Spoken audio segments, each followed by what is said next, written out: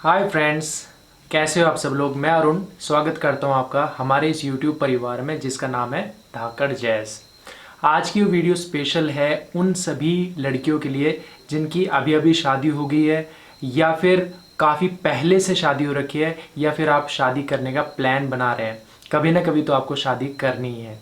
तो ये वीडियो उन सभी लेडीज़ के लिए, उन सभी लड़कियों के लिए है जो कि शादी होने के बाद अपने सपनों को पूरा करना चाहती है, पर कहीं ना कहीं उनके सपने पूरे नहीं हो पाते। चाहे फिर वो नौकरी लगने का सपना हो, चाहे फिर वो आगे पढ़ने का सपना हो, या फिर अपना कोई काम धंधा शुरू करने का सपना हो, तो कैसे वो अपने सपनों को पूरा कर सकती है। तो आज की इस वीडियो में मैं कुछ ऐसी पॉइंट्स के बारे में चर्चा करूंगा। तो चलिए बिना किसी देरी के प्रारंभ करते हैं।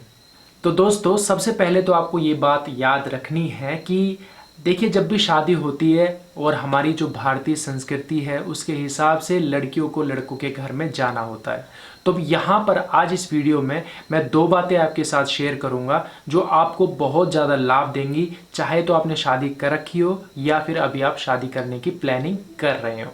तो मेरा सबसे पहला पॉइंट है, और ये वाला पहला पॉइंट जो है ये उनके लिए है जो अभी शादी करने की प्लानिंग कर रहे हैं या फिर अभी उनका कहीं ना कहीं रिश्ता तय हो चुका है।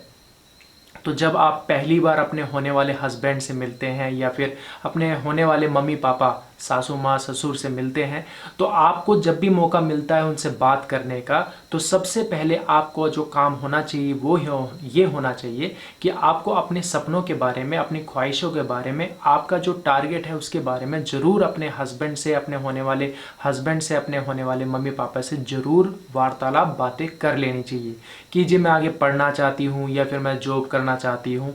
उससे दो चीज़ें निकल करके आती हैं। सबसे पहली बात तो उनको समझ में आ जाता है कि जो हमारे घर में आने वाली है उसकी मेंटेलिटी कैसी है, उसकी सोच कैसी है और वो क्या करना चाहती है। दूसरी तरफ आप भी इस बात से निश्चिंत हो जाते हैं और ये समझ जाते हैं कि जो आपकी जो इच्छाएं हैं वो सामने वाले पर कितना प्रभाव डालती है। थोड़ा बहुत डिस्कशन से आपको समझ में आ जाता है। अब मैं ये तो नहीं कह रहा हूँ कि आप अपने सारे सपने, मतलब पूरी हिस्ट्री आप उनको बता दें, पर मोटी मोटी बात आप उनको ज़रूर बताइए, जिससे कि आपको भी पता चल जाएगा कि उनका क्या रिएक्शन आया था और वो भी आपको थोड़ा बहुत समझने की जो उनको एक समझ है वो हो जाएगी। दूसरा जो पॉइंट है कि जब आपकी शादी हो जाती है और जब आप अपनी ससुराल में जाते हैं, तो यहाँ पर मैं इस बात को आगे कंटिन्यू करूँ उससे पहले मैं आपको एक एग्जाम्पल दूंगा। उस एग्जाम्पल से आप समझ जाएंगे कि मैं आपसे क्या कहना चाह रहा हूँ। जब आप किसी घर में मेहमान बन करके जाते हैं, तो जो एक स्मार्ट मेहमान होता है वो क्या देखता है कि जब वो किसी के घर में जाता है वहाँ की थोड़ी बहुत चीज़ों को समझ जाता है। जैसे जब आप किसी घर में मेहमान बन करके जाते हैं और आपने देखा कि उनके घर के बाहर चप्पल जूते निकले हुए हैं, तो जो स्मार्ट मेहमान होता है वो अपने जूते या चप्पल निकाल कर ही अंदर जाता है। तो जो आपको होस्ट कर रहा है, जो मेहमान नवाजी कर रहा है, वो आपकी इस अदब से बहुत ज़्यादा खुश हो जाता है और शायद उसके मन में हो कि वो आपको चाय पिलाए। आपको इस तरह से देख करके वो शायद आपको चाय के साथ बिस्किट भी पेश कर देता है। सेम ऐसे ही जब आप किसी घर में जाते हैं तो वो आपके लिए भी एकदम नया है। वहाँ पर आप अगर आप अपने घर का रूल कानून दिखाएंगे तो शायद उनको कहीं ना कहीं बुरा लग सकता है, क्योंकि उनके वहाँ जो पहले से चली आ रही परंपराएं हैं आपको स्टार्टिंग में उसको थोड़ा अपनाना चाहिए। तो आप उनकी जो अपेक्षाएं होती हैं उन पर खरे उतरते हैं और उनके दिलों में आपके लिए प्यार, इज्जत दोनों चीज़ बन जाती हैं। अगर आप अपने कुछ आइडियाज़ वहाँ पर शुरू में देने लग जाएंगे तो ये मुझे नहीं लगता कि ये कोई कारगर करेगा। तो जब आप पहली बार किसी घर में जाते हैं वहाँ की चीज़ों को अपनाइए, तो धीरे धीरे वो भी आपको अपनाने लग जाएंगे, आपके विचारों को भी अपनाने लग जाएंगे। मैं ये बिल्कुल भी नहीं कह रहा हूँ कि जैसा वो चल रहा है वैसा वो सही ही होगा, क्योंकि हर घर में अच्छा या बुरा होता है। देखिए, आपके घर में भी कोई ऐसी चीज़ें होंगी जो आपको शायद लगता हो कि नहीं ऐसा नहीं होना चाहिए। तो ऐसा ही हो सकता है कि उनके घर में कुछ ऐसी चीज़ें हों जो आपको लगे कि ये ऐसा नहीं होना चाहिए, पर शुरू में जाके अगर आप क्वेश्चन मार्क करेंगे तो आप उनके दिलों में वो जगह नहीं बना पाएंगे। तो सबसे पहले जो जैसी हवा चल रही है वैसी हवा चलने दीजिए।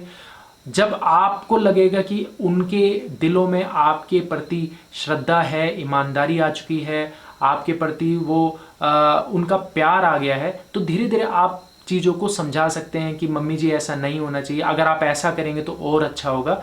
तो जो आपका नज़रिया है वो उस चीज़ को समझेंगे और चीज़ें बदल सकती है। तो आज की वीडियो में मैं आपको ये बताना चाह रहा था कि अगर आप शादी करने की प्लानिंग कर रहे हैं तो सबसे पहले अपने होने वाले हस्बैंड, अपने होने वाले सास ससुर को जरूर अपने सपनों के बारे में बताइए। जब आप उनके घर में जाते हैं तो सबसे पहले वहाँ जो सिस्टम चल रहा है उसको अपनाने की कोशिश कीजिए और फिर धीरे धीरे आप बताइए कि आप क्या चाहते हैं। अगर आप इस तरह से करेंगे तो यकीनन आपको बहुत ज़्यादा फ़ायदा मिलेगा, क्योंकि ये मेरा खुद का एक्सपीरियंस है। और वो एक कहावत है ना, तो जी आपने वो कहावत तो सुनी होगी कि हर सफल मर्द के पीछे एक औरत का हाथ होता है। सेम इसी तरह हर एक सफल औरत के पीछे एक मर्द का हाथ होता है। अगर आपने सही हाथ थामा है और उनको सही तरीके से समझा है और अपने आप को सही तरीके से प्रस्तुत किया है, तो यकीन मानिए चाहे आप औरत हैं या फिर आप मर्द हैं, आपके अपोजिट जो होगा वो आपको आपकी सफलता तक जरूर पहुंचाएगा। बस आपको अपनी बातें सही तरीके से रखनी आनी चाहिए और आप अपनी बातों को सही तरीके से समझा सके। मैंने ये जो सीरीज़ चलाई है इसमें मैं अपनी जो वास्तविक अनुभव है और मेरे आसपास का जो अनुभव है वो आपके साथ शेयर करूंगा। और यकीन मानिए अगर आप मेरी वीडियो को देखेंगे तो मेरे ऐसे बहुत सारे व्यूवर्स हैं जो कि मैसेजेस करते हैं अलका को कि हमारे घर में ऐसी प्रॉब्लम है, हमारे घर में फलाना प्रॉब्लम है। प्रॉब्लम हर घर में होती है। यकीन मानिए कि मैं अगर ये कहूँ कि हमारे घर में प्रॉब्लम नहीं थी तो मैं झूठ कहूँगा, क्योंकि प्रॉब्लम्स हर घर में है, लेकिन सॉल्यूशंस जो निकाल देता है और उस चीज़ से निकल जाता है तो सफलता उसी को मिलती है। हमारे घर में बहुत सारी प्रॉब्लम्स थी, हम उनमें से बाहर निकले हैं। मेरे आसपास ऐसे बहुत सारे लोग हैं जिनके घर में प्रॉब्लम्स थी, जो उसमें अटके रह गए वो आज भी वहीं अटके हैं, लेकिन जिन्होंने सॉल्यूशन निकाल दिया आज वो भी कामयाब हो चुके हैं।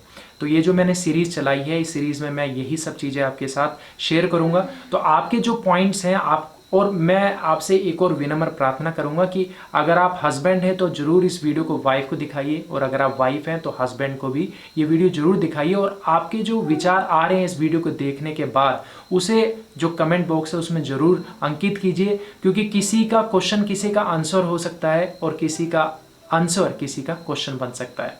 तो अपने कमेंट्स जरूर दीजिएगा। और मैं इसी तरह की जो घर की खट्टी मीठी चीज़ें होती हैं, जो लड़ाई झगड़े होते हैं, उस पर मैं वीडियोस बनाता रहूँगा, अलका भी बनाती रहेंगी।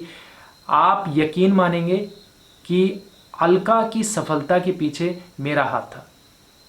तो हम दोनों के बीच की जो जुगलबंदी थी, बहुत सारी परेशानियाँ आई, बहुत सारी दिक्कतें आई, लेकिन आज हम दोनों कामयाब हैं। वो सिर्फ इसलिए कि हम एक दूसरे को समझ सकें। हमारे बीच में थोड़ी बहुत झटपट भी हुई है, हमारे बीच में थोड़े बहुत छोटे मोटे झगड़े भी होते रहे हैं, पर हमने उन सॉल्यूशन निकाला और आज हम कामयाब हैं। वही खट्टे मीठे अनुभव मैं आपके साथ लेकर के आता रहूँगा। वीडियो को अच्छी लगी हो तो वीडियो को प्लीज़ लाइक कीजिएगा, इसको शेयर कीजिएगा, और चैनल को सब्सक्राइब नहीं किया है तो चैनल को सब्सक्राइब करके बेल आइकन को प्रेस कर दीजिएगा, ताकि इस तरह की वीडियोज़ का नोटिफिकेशन आपको तुरंत मिलता रहे। आज की वीडियो कैसी लगी ज़रूर बताना। मिलता हूँ इसी तरह की बहुत ही इंटरेस्टिंग और इन्फॉर्मेटिव वीडियो के साथ। तब तक के लिए जय हिंद, जय भारत, जय हरियाणा। बेटी बचाओ, बेटी पढ़ाओ, बेटियों को आगे बढ़ाओ।